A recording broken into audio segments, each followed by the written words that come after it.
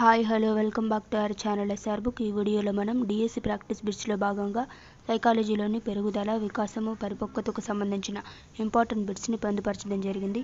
ముందుగా మన ఛానల్ని ఎవరైనా సబ్స్క్రైబ్ చేసుకోకపోతే please do subscribe our YouTube channel SR book. వీడియోలోకి వెళ్దాం. మానవ జీవితంలో అభ్యసన ప్రమేయం లేకుండా వచ్చే మార్పులు 3 రకాలు. పెరుగుదల పరిమాణాత్మక మార్పు వల్ల వచ్చు మార్పులు, వికాసం గుణాత్మక మార్పు వల్ల వచ్చు మార్పులు, పరిపక్వత పరిణతి వల్ల వచ్చు మార్పులు. ఒక వ్యక్తి ఆకార పరిమాణంలో వచ్చే మార్పునే పెరుగుదల అంటాము. ఒక వ్యక్తి బాహ్య శారీరక పరిమాణంలో అంతర్గత అవయవాల్లోనే వచ్చు అభివృద్ధిని పెరుగుదల అంటాము. పెరుగుదల అనేది శారీరక సంబంధమైంది, బహిర్గతంగా కనిపిస్తుంది, ఖచ్చితంగా కొలవగలిగేది, గణాత్మకమైనది మరియు పరిమాణాత్మకమైనది. ఇది సంకుచిత భావన కలిగినది, జీవితాంతం కొనసాగకపోయినా ఏదో ఒక దశలో ఆగిపోయే ప్రక్రియ. పెరుగుదలకు ఉదాహరణలేవనగా ఎత్తు, లావు, బరువు, అంతర్గత అవయవాల పరిమాణంలో వచ్చే మార్పునే పెరుగుదల అంటాము. పెరుగుదల ఉన్నప్పటికీ వ్యక్తిలో వికాసం జరగవచ్చు లేదా జరగకపోవచ్చు.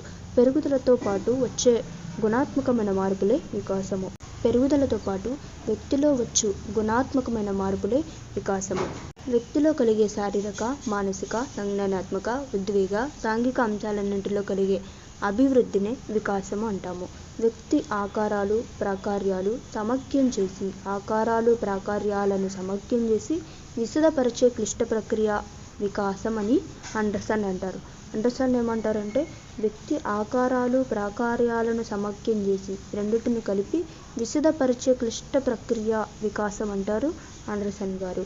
వికాసం అనేది శారీరక, మానసిక, సాంఘిక, నైతిక, ఉద్వేగ, సంజ్ఞానాత్మక సంబంధమైనది. ఇది అంతర్గతమైనది. వికాసం అనేది శారీరకమైనది, మానసికమైనది, సాంఘికమైనది, నైతికమైనది, ఉద్వేగ, సంజ్ఞానాత్మక సంబంధమైనది. అదేవిధంగా వికాసం అనేది అంతర్గతంగా ఉంటుంది. అదేవిధంగా వికాసం అనేది ఖచ్చితంగా కొలవలేము, కానీ అంచనా వేయచ్చు. వికాసం అనేది గుణాత్మకమైనది. వికాసం అనేది విస్తృత భావన కలిగినది, జీవితాంతం జరిగే ప్రక్రియ. వికాసం అనేది సమగ్రమైనది, క్రమానుగతమైనది, సంచితమైనది. పెరుగుదల ఆగిపోయినా లేదా లేకపోయినా కూడా వ్యక్తిలో వికాసం సంభవిస్తుంది. వికాసంలో పెరుగుదల ఒక అంతర్భాగం. ఇక్కడ మీరు గమనించాల్సింది ఏంటంటే పెరుగుదల అనేది అనువంశికత సంబంధంగా చెప్పుకోవచ్చు పెరుగుదలని. వికాసం అనేది అనువంశికత మరియు పరిసరాల సంబంధంగా చెప్పుకోవచ్చు. పెరుగుదల మాత్రమే అనువంశికత సంబంధంగా చెప్పుకోవచ్చు. వికాసం అనేది అనువంశికత మరియు పరిసరాల సంబంధంగా చెప్పుకోవచ్చు. దీన్ని మనం గమనించాలి, ఇంపార్టెంట్ బిట్ అండి.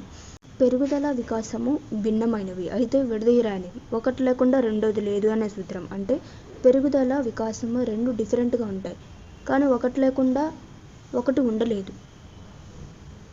ఒకటి లేకుండా ఒకటి ఉండలేదు, రెండింటిని విడదీయలేము. ఇది పరస్పరానుగతమైనది. పెరుగుదల, వికాసం అనేది పరస్పరానుగతమైనది. ఒకటి లేకుండా రెండోది లేదు అనే సూత్రం మనం గుర్తుంచుకోవాలి. వికాసం యొక్క అంతిమ లక్ష్యము వ్యక్తి యొక్క మూర్తిమత్వ నిర్మాణంలో అభివృద్ధి లేదా మార్పు.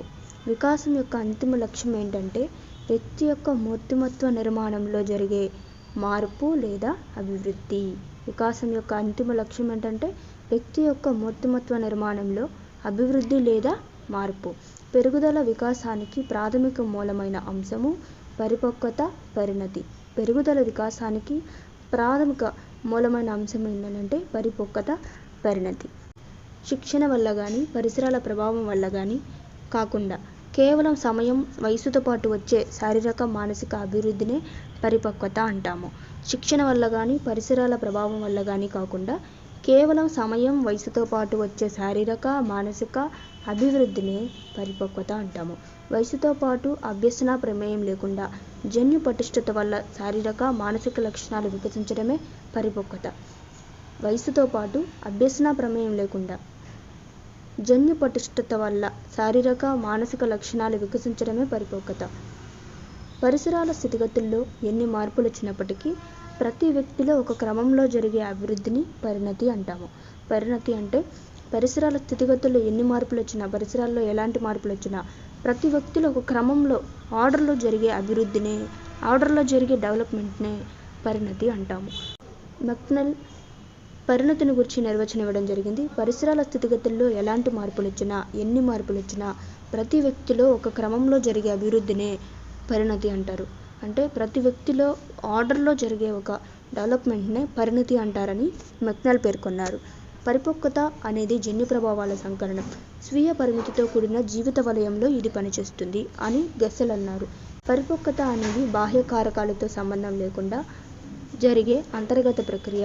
పరిపక్వత అనేది అంతర్గత ప్రక్రియ, బాహ్య కారకాలతో సంబంధం లేదు. 2 నెలలప్పుడు తల నిలపలేని శిశువు 4 నెలలప్పుడు తల నిలపగలగటంలో ప్రభావం చూపిన అంశమే పరిపక్వత. 2 నెలలప్పుడు తల నిలపలేని శిశువు 4 నెలలప్పుడు తల నిలపగలుగుటలో ప్రభావం చూపిన అంశం పరిపక్వత. అంటే 2 నెలలప్పుడు తల నిలపలేని శిశువు 4 నెలల వయసు వచ్చినప్పుడు 4 నెలలు వచ్చినప్పుడు తల నిలపగలిగాడు అని అంటే ఆ శిశువులో పరిపక్వత అభివృద్ధి చెందింది అని అర్థం. శిశువు 6 నెలల వయసులో లేచి నిలబడగలుగుట, 9 నెలల వయసులో నడవగలుగుటలో ప్రభావం చూపిన అంశం పరిపక్వత. అంటే శిశువు 6 నెలల వయసులో లేచి నిలబడగలడు, 9 నెలల వయసులో నడవగలిగాడు.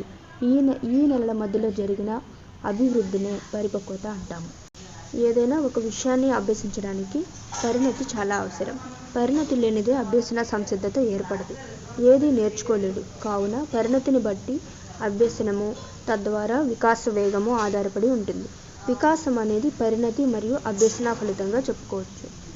వికాసం యొక్క సూత్రం ఏదనగా F × పరిపక్వత × అభ్యసనము.